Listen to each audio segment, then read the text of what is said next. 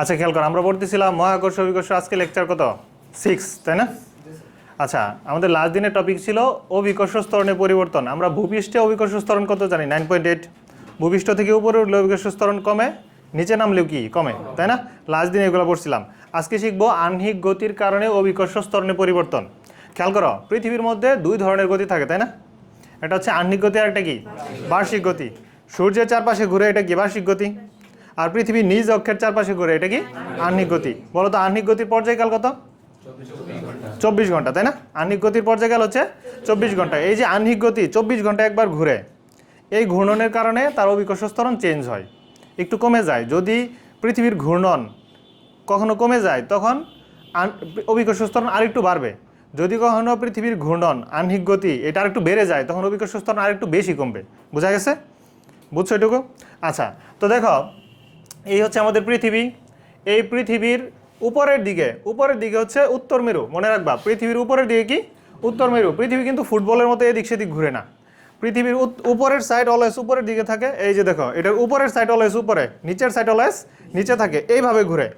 খেয়াল করো, পৃথিবী কিন্তু অলওয়েজ এইভাবে ঘুরে, উল্টাপাল্টা ঘুরে না। উপরের সাইড অলওয়েজ উপরে, নিচের সাইড নিচে। তাহলে এই যে পৃথিবী, এই পৃথিবীর উপরের সাইডটাকে আমরা বলবো উত্তর মেরু। এরকম একটা পৃথিবী আঁকাও, উপরে লিখাও উত্তর মেরু, আর নিচে লিখাও দক্ষিণ মেরু। পৃথিবীর নিচে লিখাও দক্ষিণ মেরু। আচ্ছা, আরেকটা বিষয় একটু খেয়াল করো, এই যে পৃথিবীর উত্তর মেরু থেকে দক্ষিণ মেরুর দিকে যদি আমরা দাগ কাটি, পৃথিবীর কেন্দ্রের ভিতর দিয়ে উত্তর থেকে দক্ষিণে যদি একটা দাগ কাটা হয়, এটার নাম হচ্ছে মেরুরেখা। এটার নাম কি? এই মাথা থেকে এই মাথা পর্যন্ত, এটার নাম হচ্ছে মেরুরেখা। এটাও লিখতে হবে। পৃথিবীর উত্তর মেরু এবং দক্ষিণ মেরুর মাঝখানে যে রেখা, এটা হচ্ছে মেরুরেখা। বোঝা গেছে? আরেকটা ব্যাপার দেখো, এই যে উত্তর মেরু দক্ষিণ মেরু এর মাঝামাঝি যে রেখাটা, খেয়াল করো, এই যে রেখাটা, এই রেখাটাকে বলে বিষুব রেখা। এটার নাম কি? মাঝ বরাবর যে রেখা, এটার নাম হচ্ছে বিষুব রেখা। এই যে এই দিক বরাবর যে রেখাটা ঘুরে আসে চারদিকে আর কি, এটার নাম কি? বিষুব রেখা। তাহলে বলো তো, বিষুব রেখা পৃথিবীকে কি দুই ভাগে ভাগ করে না? বিষুব রেখা বা নিরক্ষরেখা বলে এটাকে। বিষুব রেখা পৃথিবীকে দুই ভাগে ভাগ করে, একটা হচ্ছে উপরের ভাগ, আর একটা কি বলতো নিচের ভাগ। বিষুব রেখা বা এটার নাম হচ্ছে নিরক্ষরেখা। আচ্ছা, একটু থামো সবাই, আমি বুঝাই নেই। আমরা বেশ কয়েকটা জিনিস শিখলাম। উপরের দিকে উত্তর মেরু, নিচের দিকে দক্ষিণ মেরু। পৃথিবী অলওয়েজ পশ্চিম থেকে পূর্ব বা পূর্ব থেকে পশ্চিম এইভাবে ঘুরে, পূর্ব পশ্চিমে ঘুরে, ঠিক আছে? উত্তর দক্ষিণে পৃথিবী ঘুরে না। উত্তর সাইড অলওয়েজ উপরে, দক্ষিণ সাইড কি অলওয়েজ নিচে। উত্তর মেরু থেকে দক্ষিণ মেরু, এটার নাম হচ্ছে মেরুরেখা। তারপর হচ্ছে পৃথিবীর মাঝ বরাবর যে রেখা, উত্তর মেরু এবং দক্ষিণ মেরুর মাঝামাঝি যে রেখা, এটার নাম কি? নিরক্ষরেখা বা বিষুব রেখা। বোঝা গেছে? এখন দেখো, এই নিরক্ষরেখা বা বিষুব রেখা এইটা পৃথিবীকে দুই ভাগে ভাগ করে। উপরের ভাগকে বলে উত্তর গোলার্ধ। এই যে ভাগ, এর মধ্যে উপরের ভাগটার নাম কি বলতো? উত্তর গোলার্ধ। এই যে এইটুকু হচ্ছে উত্তর গোলার্ধ, আর নিচের অর্ধেক কি? দক্ষিণ গোলার্ধ। বোঝা গেছে? উত্তর গোলার্ধ আর হচ্ছে দক্ষিণ গোলার্ধ। এই ফিগারটুকু তুলো।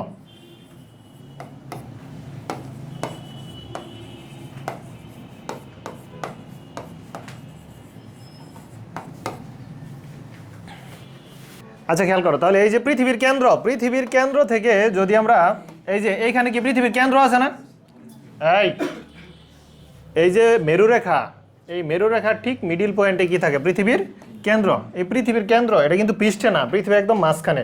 পৃথিবীর কেন্দ্র থেকে, একটু মনোযোগ দাও, পৃথিবীর কেন্দ্র থেকে এই যে আমাদের যে নিরক্ষরেখা ছিল বা বিষুব রেখা ছিল, এইটার সাথে যে কোণ উৎপন্ন করে, ভূপৃষ্ঠে যে কোণ উৎপন্ন করে, এটাকে বলে অক্ষাংশ। পৃথিবীর কেন্দ্র থেকে নিরক্ষরেখার সাথে যে কোণ উৎপন্ন করে, এটাকে কি বলে? অক্ষাংশ। পৃথিবীর কেন্দ্র থেকে ভূপৃষ্ঠে যে কোনো জায়গায়, আমি যদি পৃথিবীর কেন্দ্র থেকে ভূপৃষ্ঠ পর্যন্ত যে কোনো জায়গায় একটা দাগ কল্পনা করি, এইটা নিরক্ষরেখার সাথে যে কোণ উৎপন্ন করে, এটার নাম হচ্ছে অক্ষাংশ। ল্যামডাটা কি বলতো? অক্ষাংশ। এখন অক্ষাংশ এরকম হতে পারে, মনে করো এখানে 10 ডিগ্রি, এইখানে আবার 20 ডিগ্রি, এইখানে 30 ডিগ্রি, এরকম হতে পারে না? এরকম শেষ পর্যন্ত একদম পিক পয়েন্টে মেরুরেখায় কত ডিগ্রি হবে বলতো? 90 ডিগ্রি। তার মানে আমাদের অক্ষাংশ হচ্ছে বিষুব রেখার উপর অক্ষাংশ কত? 0 ডিগ্রি। বিষুব রেখার উপর অক্ষাংশ কত? এই যে আমাদের যে পৃথিবী, এই যে দেখো আমি মার্কার দিয়ে দাগ কেটে রাখছি, এটা কি বিষুব রেখা বা নিরক্ষরেখা? এটা কি বিষুবরেখা বাকি নিরক্ষরেখা। এটার উপরেরটুকু উত্তর গোলার্ধ, নিচেরটুকু দক্ষিণ গোলার্ধ। পৃথিবীর কেন্দ্র থেকে যদি আমি কল্পনা করি, এই যে এখানে একটা দাগ, এটা হচ্ছে অক্ষাংশ। উপরের দিকে একটা দাগ, এটা কি অক্ষাংশ। আবার উপরে অক্ষাংশ, তাই না? এটা 10 ডিগ্রি, 20 ডিগ্রি, 30 ডিগ্রি, এই পর্যন্ত কত? 90 ডিগ্রি। পৃথিবীর কেন্দ্র থেকে এই পর্যন্ত মনে করো 10 ডিগ্রি। তাহলে এই পাশে এই একই রেখায় চারদিকে কি আছে? 10 ডিগ্রি আছে। পৃথিবীর কেন্দ্র থেকে এই পর্যন্ত 20 ডিগ্রি, কেন্দ্র থেকে কল্পনা করতেছি। তারপর এই পুরা এলাকায় কি বলো তো? 20 ডিগ্রি, তাই না? এরকম আস্তে আস্তে চেঞ্জ হচ্ছে না? তো অক্ষাংশ সর্বোচ্চ কত হয়? 90 ডিগ্রি। সর্বনিম্ন কত হয়? 0 ডিগ্রি। বিষুবরেখার উপর অক্ষাংশ 0 ডিগ্রি, মেরুতে অক্ষাংশ কত? 90 ডিগ্রি। একইভাবে এই দিকেও অক্ষাংশ থাকবে, তাই না? এই দিকেও অক্ষাংশ, এখানে কত? 0 ডিগ্রি, এইখানে 10 ডিগ্রি, 20 ডিগ্রি, এরকম বাড়তে বাড়তে এখানে কত হবে বলো তো? 90 ডিগ্রি। বোঝা গেছে? এই পাশেও এটাকে আমরা কত করবো? 0 ডিগ্রি। এই পাশে 10, 20, 30 এরকম বাড়তে থাকবে। বুঝছো? অক্ষাংশ তাহলে সর্বনিম্ন হয় 0 ডিগ্রি, সর্বোচ্চ 90 ডিগ্রি। আচ্ছা, এখন আমরা পৃথিবীর যে কোনো অক্ষাংশে বা যে কোনো কান্ট্রির উপর, মনে করো এইখানে যে কান্ট্রি আছে, এই এলাকার মধ্যে আমি অভিকর্ষ ত্বরণ বের করতে চাচ্ছি। এটা আমরা বের করবো এখন, ঠিক আছে? এখন আমরা পৃথিবীর যে কোনো অক্ষাংশে কি বের করব? অভিকর্ষ ত্বরণ। পৃথিবীর যে কোনো অক্ষাংশে অভিকর্ষ ত্বরণ। তাহলে অক্ষাংশ কি ক্লিয়ার হয়েছে? অক্ষাংশ হচ্ছে পৃথিবীর কেন্দ্র থেকে নিরক্ষরেখার সাথে পৃথিবীর পৃষ্ঠে যে কোণ উৎপন্ন করে তার নাম কি? অক্ষাংশ। বোঝা গেছে? তুলো এই ফিগারটুকু তুলো। এখানে আরেকটা বিষয় দেখো, মনে করো এইখানে এই পয়েন্টটাকে আমি বলতেছি 30 ডিগ্রি অক্ষাংশ, তাই না? এটাকে বলবো 30 ডিগ্রি নর্থ। খেয়াল করো, এখানে ল্যামডা হচ্ছে কত? 30 ডিগ্রি নর্থ। নর্থ মানে কি? উত্তর অক্ষাংশ। এটাকে এবার কেউ নিউটন ভাইবো না, ঠিক আছে? এটা হচ্ছে 30 ডিগ্রি নর্থ। মনে করো এইখানে 20 ডিগ্রি, এইখানে এই যে নিচে কোনো একটা, এটা কি সাগর না? এইখানে নীল যেগুলো দেখা যায় এগুলো কি সাগর? এগুলো কি মাটি, তাই না? এইগুলো ল্যান্ড। কিন্তু এই যে এই নীল এই এলাকাগুলো কি সাগর না? তো এইখানে মনে করো সাগরের উপরে এইখানে 20 ডিগ্রিতে যদি আমি অক্ষাংশ বিবেচনা করি, তাহলে এটাকে কি বলবো? 20 ডিগ্রি সাউথ। এটা কিন্তু এস দ্বারা সেকেন্ড না, এস দ্বারা কি বোঝায়? সাউথ। উপরের দিকে নর্থ। বোঝা গেছে? তোলো এটা। আচ্ছা, আমি একটা বিষয় ক্লিয়ার করে দেখো, পৃথিবীর উপরের সাইডে উত্তর মেরু, নিচের সাইডে দক্ষিণ মেরু। পূর্ব মেরু আর পশ্চিম মেরু কি আছে? না। কারণ ধরো তুমি এটাকে পূর্ব মেরু ধরছো, এটাকে পশ্চিম মেরু, তো পৃথিবীতে ঘুরবে। তো পূর্ব মেরু যেটাকে ধরছো, এটা কি একটু পরে পশ্চিমে চলে আসবে না? এই জন্য পৃথিবীর পূর্ব পশ্চিম ফিক্স না। বোঝা গেছে?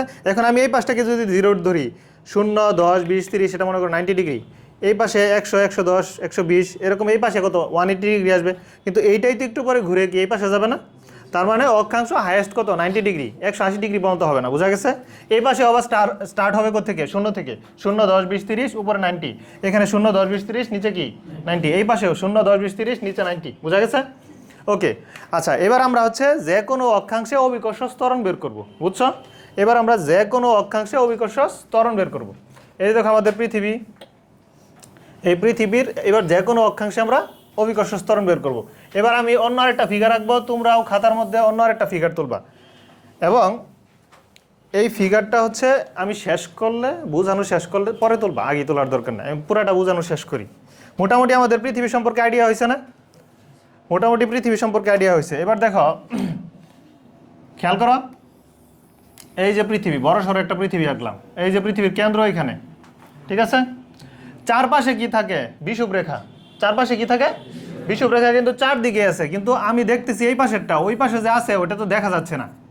ওই পাশে আছে, ওটা দেখা যাচ্ছে না, আমি এই পাশে একটা দেখতেছি। ক্লিয়ার?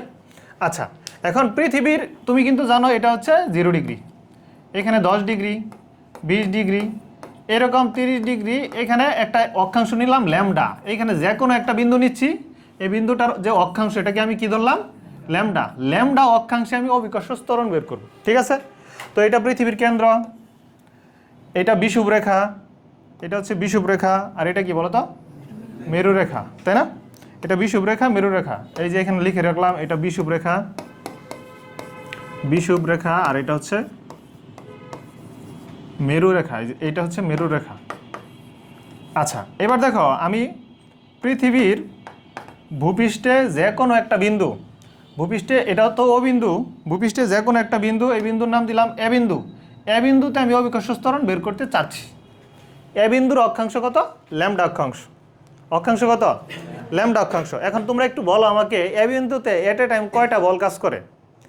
এ বিন্দুতে যদি এম ভরের একটা বস্তু থাকে, এই যে এম ভরের একটা বস্তু, এটার মধ্যে এট এ টাইম কয়টা বল কাজ করে? দুইটা না একটা? দুইটা।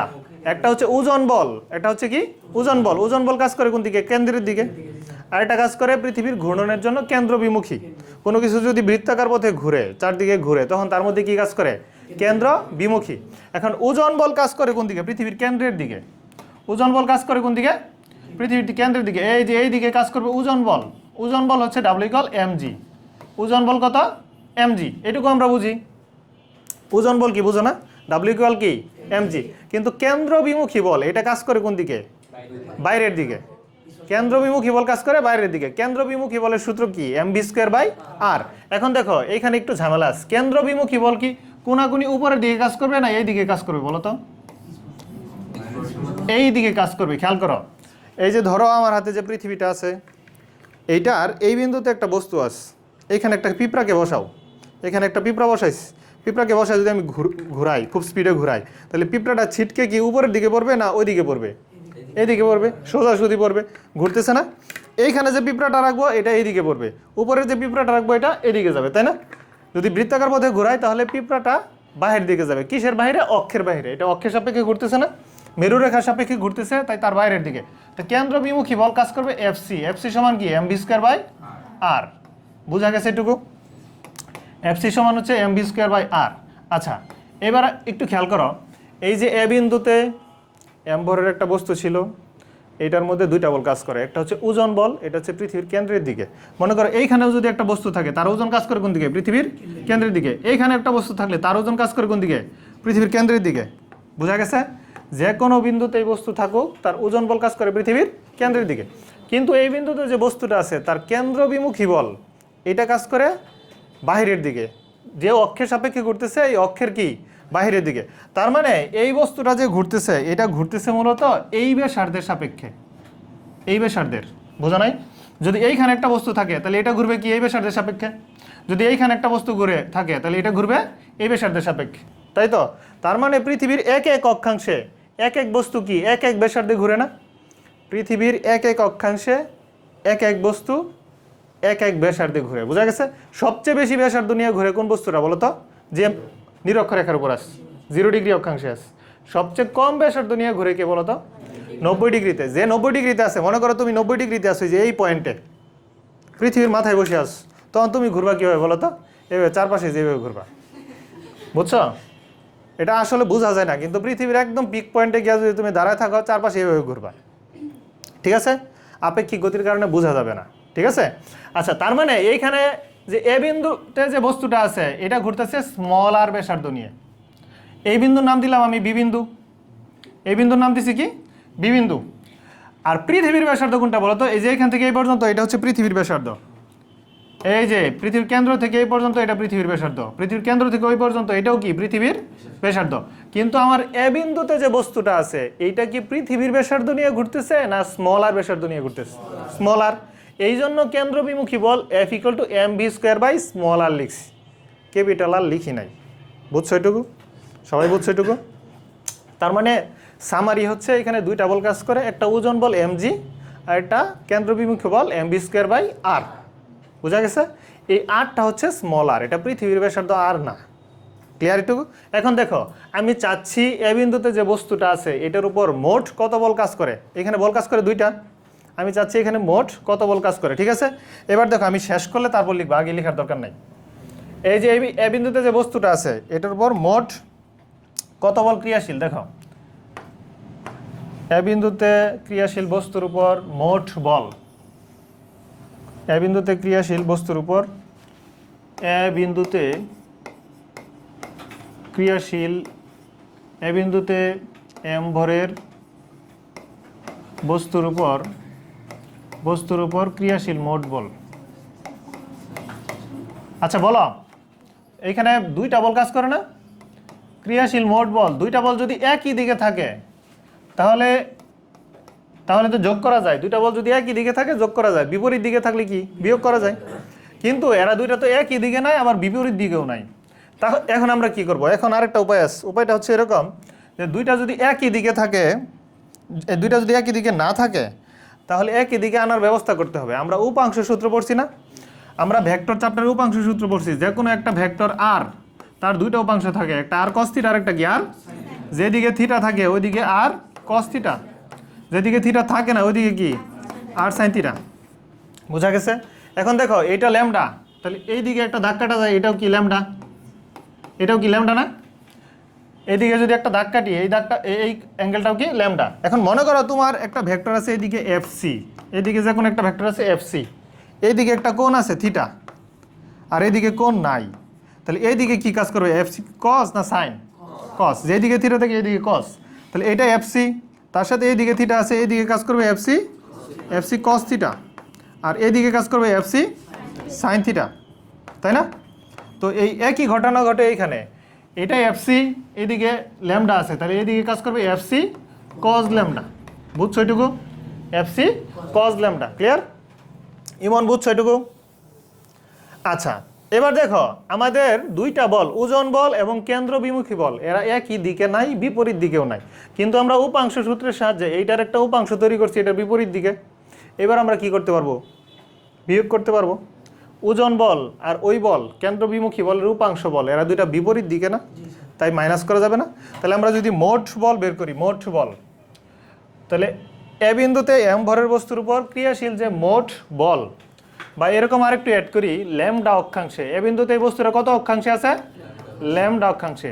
ল্যামডা অক্ষাংশে এ বিন্দুতে বস্তুর উপর মোট বল, এটা নাম দিলাম এফ ল্যামডা। দেখো এটা যেহেতু ল্যামডা অক্ষাংশে আছে, এটা নাম দিছি কি এফ ল্যামডা।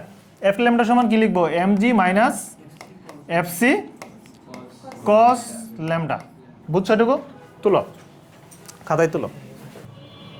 দেখো এখানে আমরা এই যে এফ ল্যামডা, এটাকে এরকম লিখতেই পারি যে F lambda equal to M G lambda, তাই না? আর এটা কি ওজন বল এম জি, আর এফ সি সমান কি বলো তো? M B square by R into cos lambda. বুঝা গেছে? আচ্ছা, এবার দেখো সবার মধ্যে থেকে এম বাদ দিয়ে দেই, এম কমন নিয়ে যদি বাদ দিয়ে দেই, তাহলে ফাইনালি জি ল্যামডা ইকুয়াল কি থাকে বলো তো? G minus v square by r cos lambda, তাই না? ভি স্কোয়ার বাই কি আর কজ ল্যামডা। এখন দেখো আমরা হচ্ছে নিউটনীয় বলবিদ্যায় পড়ছি V equal to R omega, মনে পড়ে এটা? ভি ইকুয়াল কি আর ওমেগা। এই ভিটা হচ্ছে রৈখিক বেগ, আর হচ্ছে বৃত্তাকার পথের ব্যাসার্ধ, আর ওমেগা কি কৌণিক বেগ। ওমেগা হচ্ছে কি কৌণিক বেগ। কৌণিক বেগের ফর্মুলা কি বলো তো? 2π/t। Omega equal 2π/t। আচ্ছা, তো এই মানটা এখন আমরা বসাবো, এই মানটা এখানে বসাবো। দেখো তাহলে জি lambda equal g minus V এর মান কি বসাবো তাহলে? ওমেগা স্কোয়ার আর স্কোয়ার, তাই না? By R cos lambda. তোমরা একটু পরে লিখো, আমি শেষ করি, পরে লিখো। দেখো তাহলে ফাইনালি জি ল্যামডা ইকুয়াল কি থাকে? জি মাইনাস ওমেগা স্কোয়ার আর কস ল্যামডা, এরকম না? জি মাইনাস ওমেগা স্কোয়ার আর কস ল্যামডা। কিন্তু এই যে আরটা, এটা কি স্মল আর, এই স্মল আরটা কি পৃথিবীর ভিতরে, তাই না? এটা কি পৃথিবীর ব্যাসার্ধ? ক্যাপিটাল আর হচ্ছে ব্যাসার্ধ, স্মল আর হচ্ছে আমি যেখানে দাঁড়ায় আছি এইখান থেকে ওই বিন্দুর দূরত্ব, মানে অক্ষরেখা পর্যন্ত দূরত্ব। আমি যদি এইখানে দাঁড়ায় থাকি, এইখান থেকে অক্ষরেখা পর্যন্ত দূরত্ব। আমি যদি এইখানে দাঁড়ায় থাকি, এইখান থেকে কি অক্ষরেখা পর্যন্ত দূরত্ব। তার মানে এই আর এর মান পৃথিবীর ভিতরে আমরা একটা কল্পনা করে নিছি। এই স্মল আর এর মান কি আমাদের জানা আছে? না। পৃথিবীর ব্যাসার্ধ কিন্তু জানা আছে, পৃথিবীর ব্যাসার্ধ মুখস্থ, কিন্তু স্মল আর এর মান পৃথিবীর এক এক জায়গায় এক এক রকম। এটা হচ্ছে অক্ষরেখা থেকে আমার ওই বিন্দুর দূরত্ব। বুঝা গেছে? এখন এইটাকে আমি চেঞ্জ করতে যাচ্ছি। দেখো এই যে ল্যামডার দিকে তাকাও, সবাই ল্যামডার দিকে তাকাও। এইটা যদি ল্যামডা হয়, এটাও ল্যামডা বলা যায় না? এটা ল্যামডা হইলে এটাও ল্যামডা, এই যে এটাও ল্যামডা, তাই না? এইটা ল্যামডা হইলে এইটাও ল্যামডা। বুঝছো? এটা ল্যামডা হইলে এই কোণটাও কি ল্যামডা। এখন তোমরা একটু বলো, ত্রিভুজ ও এ বি, ত্রিভুজ ও এ বি, এটার মধ্যে কজ ল্যামডা সমান কি? ত্রিভুজ ও এ বি, খেয়াল করো, এই যে ত্রিভুজ ও, এই যে এ, এই যে বি, এই ত্রিভুজের মধ্যে কস থিটা সমান কি? ভূমি বায়ু ত্রিভুজ। যার সাথে কোণ থাকে এটা ভূমি, মানে স্মল আরটা হচ্ছে কি ভূমি, আর অতিভুজ কি এই যে ক্যাপিটাল আর না? কস থিটা ইকুয়াল টু ভূমি বায়ু ত্রিভুজ, small R by capital R. Cos theta equal ভূমি বায়ু ত্রিভুজ। আমি এই ল্যামডা চিন্তা করতেছি, ভূমি হচ্ছে স্মল আর, অতিভুজ হচ্ছে কি ক্যাপিটাল আর। তার মানে স্মল আর ইকুয়াল কি বলা যায় বলো তো? আর কস ল্যামডা। স্মল আর ইকুয়াল আর কস ল্যামডা। তাহলে দেখো এই যে স্মল আর, এই স্মল আর এর জায়গায় আমি লিখতেছি ক্যাপিটাল আর কস ল্যামডা। বোঝা গেছে এটুকু? স্মল আর এর জায়গায় কি লিখলাম? Capital R cos lambda. বাদ বাকি জিনিস বসায় দিই। তাহলে জি ল্যামডা ইকুয়াল কি থাকে? জি মাইনাস ওমেগা স্কোয়ার। আর এর জায়গায় কিন্তু এটা বসাইছি, এটা স্মল আর এর পরিবর্তে বসাইছি। আর এই যে আমাদের আগে থেকে আরেকটা কি ছিল? কস ল্যামডা। এই কস ল্যামডার কি জন্য আসছিল জানো? উপাংশের জন্য। এই কস ল্যামডাটা কার জন্য ছিল? উপাংশের জন্য না? এই যে এফসির পরিবর্তে এফসি কস ল্যামডা, একটা কস ল্যামডা আসছে উপাংশ থেকে, আর একটা কস ল্যামডা আসছে কোত্থেকে? স্মল আরকে ক্যাপিটালে কনভার্ট করতে, তাই না? তাহলে ফাইনালি কি পাচ্ছি দেখো, ফাইনালি আমরা কি পাচ্ছি এখান থেকে? এই যে ফাইনালি এখানে আমরা জি ল্যামডা, দেখো জি ল্যামডা ইকুয়াল পাচ্ছি জি minus omega square r cos square lambda. এখানে ওমেগা সমান কি বলো তো? 2π/t। ওমেগা সমান হচ্ছে 2π/t। এই যে ওমেগা সমান 2π/t এবং টি এর মান কত? 24 ঘন্টা। 24 ইন্টু কত? 3600 সেকেন্ড, তাই না? তাহলে এই ফর্মুলা ইউজ করে আমরা পৃথিবীর যে কোনো অক্ষাংশে যে কোনো ল্যামডায় অভিকর্ষ ত্বরণ বের করতে পারবো না? তোমাকে যদি ল্যামডার মান দিয়ে দেই, সবাই বলে থাকাও, তোমাকে যদি ল্যামডার মান দিয়ে দেই তাহলে যে কোনো অক্ষাংশে অভিকর্ষ ত্বরণ বের করা যাবে না? জি এর মান কত? 9.8। এই জিটা তো স্ট্যান্ডার্ড 9.8। ওমেগা কত? 2π/t। টি এর মান আবার কত? 24 ঘন্টা। আর কি? পৃথিবীর ব্যাসার্ধ। পৃথিবীর ব্যাসার্ধ কত? 6400 কিলোমিটার। শুধু কজ ল্যামডা জানা থাকলে আমরা পৃথিবীর যে কোনো অক্ষাংশে অভিকর্ষ ত্বরণ বের করতে পারবো। এই দেখো পৃথিবীর বিভিন্ন অক্ষাংশে, বলো তো বাংলাদেশের অক্ষাংশ কত? 94। তো অক্ষাংশ আছে 0 থেকে 90। বাংলাদেশে অক্ষাংশ হচ্ছে 23 ডিগ্রি থেকে শুরু। বাংলাদেশে একদম নিচে, নিচে কি তেতুলিয়া না? নিচে টেকনাফ থেকে তেতুলিয়া, তাই না? একদম নিচে কক্সবাজারের টেকনাফ, এইখানে অক্ষাংশ 23 ডিগ্রি থেকে স্টার্ট, উপরে 26 ডিগ্রি পর্যন্ত, 25-26 ডিগ্রি পর্যন্ত, ঠিক আছে? তো বাংলাদেশ কি উত্তর অক্ষাংশে আছে না দক্ষিণ অক্ষাংশে আছে? উত্তর অক্ষাংশে। দেখো বিষুবরেখার উপরে বাংলাদেশ। এই যে দেখো, এই যে ইন্ডিয়া দেখছো হলুদ রঙের, এই যে ইন্ডিয়ার কর্নারে বাংলাদেশ, ঠিক আছে? তো এটা আমাদের বিষুবরেখা। বিষুবরেখার উপরে বাংলাদেশ না নিচে? উপরে। নিচের দিকে কিন্তু আবার এই যেরকম 23 ডিগ্রি নিচে গেলে এখানে যে এরকম সাগর আছে, তাই না? ভারত মহাসাগর, বুঝছো? তার মানে আমরা পৃথিবীর যে কোনো কান্ট্রিতে তোমাকে যদি এখন অক্ষাংশ দিয়ে বের করতে বলি যে রাশিয়াতে অভিকর্ষ ত্বরণ কত বের করো, বের করতে পারবা না? তুলো এটা। যারা প্রমাণ বুঝো নাই, যারা প্রমাণ মনে রাখতে পারবা না, তারা শুধু ফর্মুলা মুখস্থ রাখতে পারবা? ফর্মুলা মনে থাকবে? ফর্মুলা মনে থাকলেই হবে। হ্যাঁ, তুলো। খেয়াল করো, আমাদের এই যে ময়মনসিংহ 24, এখানে বলা হচ্ছে পৃথিবীর ব্যাসার্ধ দেয়া আছে এবং নিজ অক্ষের সাপেক্ষে 24 ঘন্টায় ঘুরতেছে এটার আবর্তনকাল।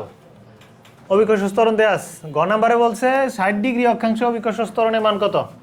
এই দেখো 60 ডিগ্রি অক্ষাংশে, তাহলে ডিরেক্ট ফর্মুলা জি ল্যামডা ইকুয়াল কি লিখবো আমরা? জি minus omega square r cos square lambda. তাহলে জি এর মান 9.8, ওমেগা হচ্ছে 2π/, কত? টি। টি এর মান কত? 24 ইন্টু 3600 সেকেন্ডে নিলাম, তাই না? ইন্টু পৃথিবীর ব্যাসার্ধ 6.4, পৃথিবীর ব্যাসার্ধ 6.4 into 10⁶ into cos square 60 degree, cos square 60 degree. এটাকে এখানে সেকেন্ড ব্র্যাকেট ইউজ করবা, ঠিক আছে? যেহেতু সম্পূর্ণটা মাইনাস করতে আমরা সেকেন্ড ব্র্যাকেট ইউজ করবো এখানে। তাহলে বলো রেজাল্ট কত আসে? 9.79 মিটার পার সেকেন্ড স্কোয়ার। যারা ক্যালকুলেটারে ঠিকঠাক বসাইতে পারতেছে না তাদের সিনট্যাক্স এরর আসবে। আর ক্যালকুলেটার ডিগ্রি মোডে আছে না রেডিয়ানে আছে একটু দেখে নাও। ক্যালকুলেটারের স্ক্রিনের উপর এরকম ডি লেখা থাকবে, ডি ডিগ্রি মোডে থাকলে ডিগ্রি মোডে রাখা লাগবে, রেডিয়ান মোডে রাখা যাবে না। আচ্ছা, ঘ নাম্বারটা একটু বুঝো। এই ঘ নাম্বারটা আমি করে দিচ্ছি, এইটা একটু মনোযোগ দাও। বলছে পৃথিবীর ঘূর্ণন, এই খেয়াল করো, পৃথিবীর ঘূর্ণন বর্তমান ঘূর্ণনের চেয়ে 10 গুণ বেড়ে গেলে, 10 গুণ বেশি হলে বিষুবীয় অঞ্চলে জি এর মান কত? বিষুবীয় অঞ্চলে এই দেখো আমরা বলছিলাম না পৃথিবীর মেরুর দিকে, এই যে মেরু রেখায় মেরুর দিকে ল্যামডা কত? 90 ডিগ্রি, অক্ষাংশ কত? 90 ডিগ্রি। আর বিষুব রেখায় অক্ষাংশ কত বলো তো? 0 ডিগ্রি। তার মানে আমাদেরকে বিষুব রেখায় বের করতে বলছে, অর্থাৎ ল্যামডার মান ওরা টেকনিক্যালি বলে দিচ্ছে কত? 0 ডিগ্রি। এবং ওমেগার মান আগের চাইতে কত গুণ? 10 গুণ, মানে 10 ইন্টু 2π/t। টি এর মান কত? 24 ইন্টু 3600। বোঝা গেছে? আগের চাইতে কত গুণ? 10 গুণ। বুঝছো এটুকু? তারপর কি চাইছে, বলছে বিষুবীয় অঞ্চলে জি এর মান অর্ধেকে পরিণত হবে কিনা, মানে জি এর মান জি ল্যাম্বডা আমরা বের করে দেখব। পৃথিবীর ঘূর্ণন বর্তমান ঘূর্ণন হচ্ছে 10 গুণ বেশি হয়, তবে বিষুবীয় অঞ্চলে জি এর মান অর্ধেক, জি এর মান 4.9 হয় কিনা, বোঝা গেছে? জি এর মান 4.9 হবে কিনা এটা বের করবা। তাহলে এই যে আগের ফর্মুলা বসাও, g lambda equal g minus omega square r cos square lambda. এখানে ল্যাম্বডার মান হচ্ছে 0 আর ওমেগার মান আগের চাইতে 10 গুণ বেশি। পারবা না এটা? করো ক্যালকুলেটর বসাও।